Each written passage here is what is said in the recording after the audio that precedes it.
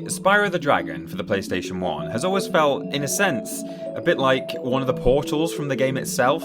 Whenever I boot it up for another playthrough, probably the second time that year or whatever, it really whisks me away somewhere in every sense. Now, obviously there's like a big nostalgia factor to the game, so you could say, oh yeah, well, it whisks you away to your childhood years where life was simpler and so on and so forth. But actually, putting all that part of it aside, I'd still go as far as to say that the way the game is put together, like the world building, the art style, the music, it still completely absorbs me to this day and transports me not to my childhood necessarily, but just to the charming and quite beautiful fantasy world that the game takes place in.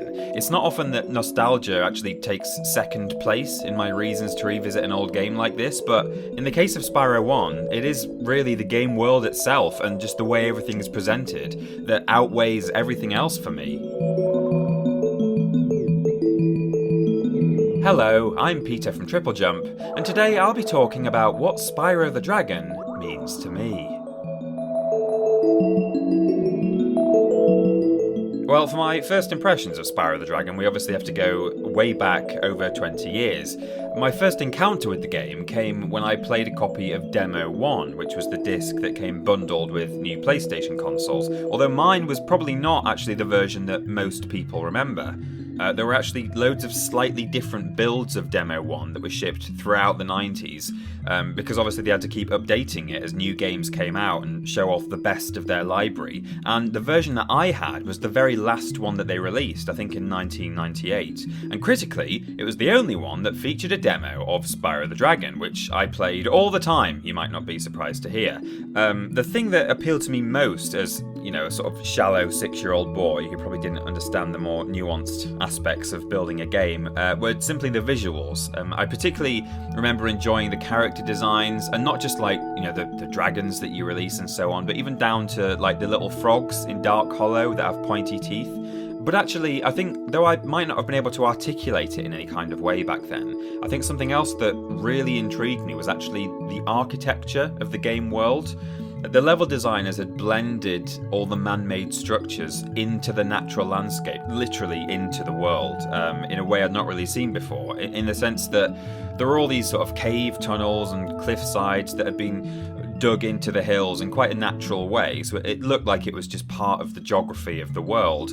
But then they were all kind of edged with nice masonry, and you had lawns that kind of gave way to tiled floors, and everywhere you went there seemed to be as much brick and marble as there was grass and trees and moss.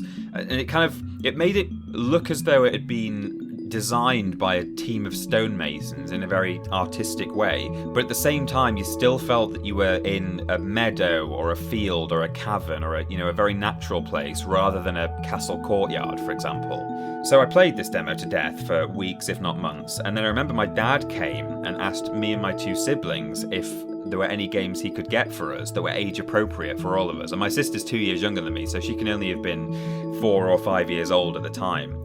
And we suggested Spyro the Dragon, and he asked us what that was about, and my older brother gave the slightly erroneous answer of, it's about a dragon who goes around collecting strawberries, which, is not quite right, they're red gems, but in any case it meant that we did then end up with a full copy of Spyro, so despite being a bit of a Spyro nerd, I will let that comment slide.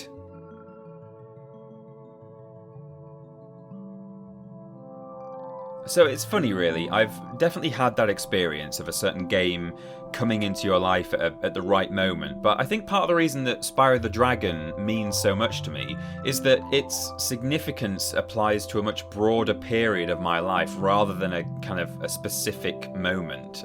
It wasn't just a game that comforted me through a difficult year, for example. It's more the case that it's played into a whole facet of my personality almost non-stop for like 20 odd years. And what I mean by that really is, I think anyone who makes slightly irreverent content on YouTube is to some extent or other playing an exaggerated version of themselves with probably a bit of sort of self-deprecation thrown in there and so on. But while there are some aspects of the sort of Tiny Peter persona that are definitely hammed up just for fun, the whole shtick about me being this rural Yorkshire boy who likes castles and folklore and stone circles and walks in forests isn't actually really exaggerated in any way, despite the apparent tongue-in-cheek. In fact, I think if anything, I probably still downplay it to a certain extent. And I think that is why Spyro the Dragon, which is, a game definitely designed for children, why it was so important to me, not just throughout my childhood, but arguably more so as I went into sort of my teens and adulthood as well. In sort of two ways. Like, firstly, it just generally appealed to that aspect of my personality because the game is full of idyllic hillsides and floating islands and magical creatures, and I enjoyed all that stuff. But secondly, and probably more importantly, being into that kind of thing became more and more unconventional as I turned, 10 years old, and then 13, and then 18, and then 21, and I was supposed to now be more interested in sports and action movies and things. But the good thing was that Spyro the Dragon was one of the handful of things that I could quite candidly enjoy with my friends without coming across as this slightly strange boy who would much sooner go to a magical castle than score the winning goal in the World Cup, for example. It was a PlayStation game, it was a big name PlayStation game, and that meant I could sit down with my friends and enjoy a bit of essentially fairy tale fantasy, but not feel like it wasn't a cool thing to do and a fun thing to do for everyone. And I think that is why Spyro the Dragon was more than just a game for me. It really did offer me something quite personal. And it kind of allowed me to just enjoy some of my kind of niche interests without feeling like it wasn't okay to do so,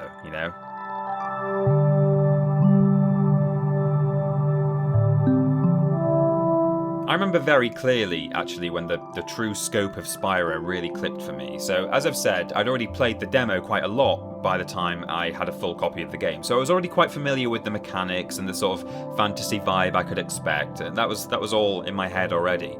But one thing that I'd not really got my head around as a 6-year-old demo player was the fundamental idea of progression through a game, and the idea that you can save your progress on your memory card that's sitting in your console right now and you're not really using because you don't understand. And I knew, I had this vague memory after owning the game for several months and just kind of starting it from the beginning every single time and still enjoying it, but I knew that on one occasion when I played the game for a very long time in a single sitting, that I'd got to this snowy place, and I had this memory of running around a snowy place, and then I'd had to just turn the console off because I'd been called for my tea or whatever. There's this world out there that I got to once, and I can get there again, and that was enough to make me learn how to save the game and realise that, you chip away and go and find the right number of gems and free the right number of dragons so that the balloonist will take you to the next homeworld. And after a long time of working hard at the game, I remember the fateful day when I hopped into the balloon in the Peacekeeper's world, flew through the air, and was deposited on the snowy mountainside of the Magic Crafter's world. And, I bloody made it, and there was this wonderful new music track, a whole bunch of weird-looking enemies, but, best of all, was the prospect that there were even more new worlds lying ahead of me. And, I'd already been in love with the game just playing the same few levels over and over up to that point, but landing in the Magic Crafter's world for that second time in my life and truly understanding the implications of that and that there was loads more of the game laid out ahead of me, that was, I guess, fittingly, quite a magical moment. Maybe that's why they called it Magic Crafters. I don't know.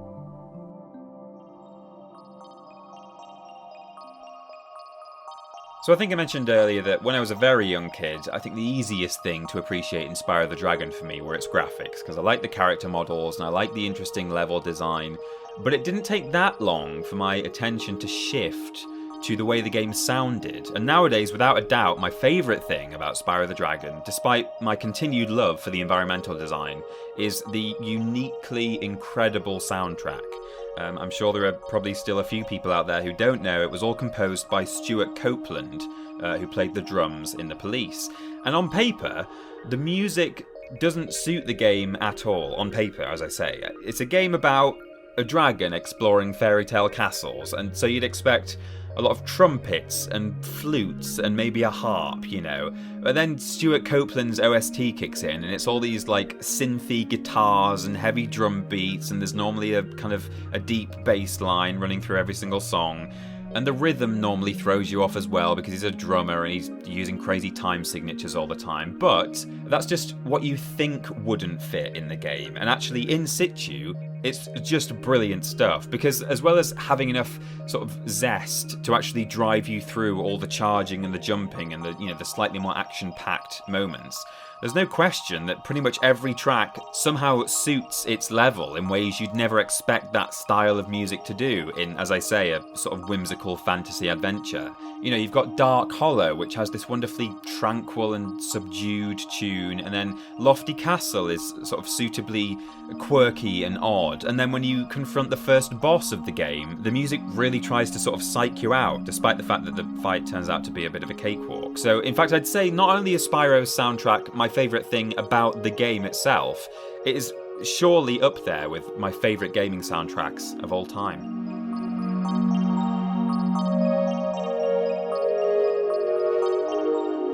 It's a bit of a cliche, but I have played Spyro the Dragon more times than I could ever possibly begin to count. Easily twice as much as the other two games combined, actually, although I do really love the first sequel in particular. On average, I probably play through Spyro 1 at least twice a year, if not more. At time of recording, it's probably been the longest I've ever gone without playing it, partly because of COVID-19 restrictions and the fact that I'm currently at the family home without a copy of Spyro, and it had been a while since I'd played it anyway before I came here, so altogether, it's been far too long.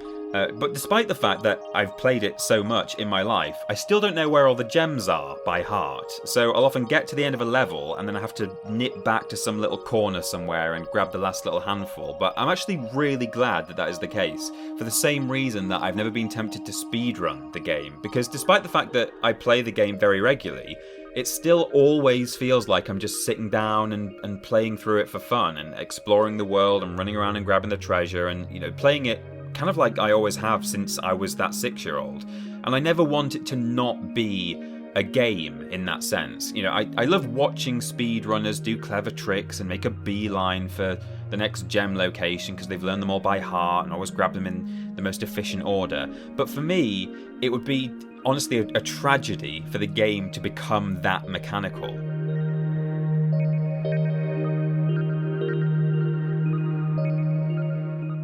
Over the years, I've never been shy about telling people I'm a huge fan of Spyro, but I don't think I've ever tried to hard sell the game to anyone as such. I think the closest I ever come to that is encountering quite a number of people who've played Spyro 1's 2 sequels on the PS1, but not the original game. And to those people, I do normally give them a gentle push in what I deem to be the right direction. But if I had to sell this game to someone who'd never tried it before, I'd have to say this: Spyro the Dragon makes it okay to enjoy a little bit of fairy tale magic, no matter who you are or what your age. I think the fluidity of the gameplay and the fact that the music is so driving and, you know, it's essentially rock music, they grant it that little bit of attitude that you need to keep it from becoming like something from a bedtime storybook for 5-year-olds. It's, you know, it's not a kiddie game as such, and yet the entire thing is nonetheless crammed full of enchanting levels and surreal monsters and gorgeous colour palettes. So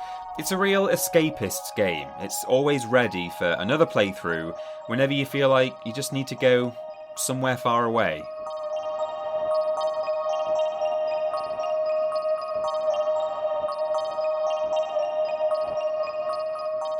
And that is what Spyro the Dragon means to me.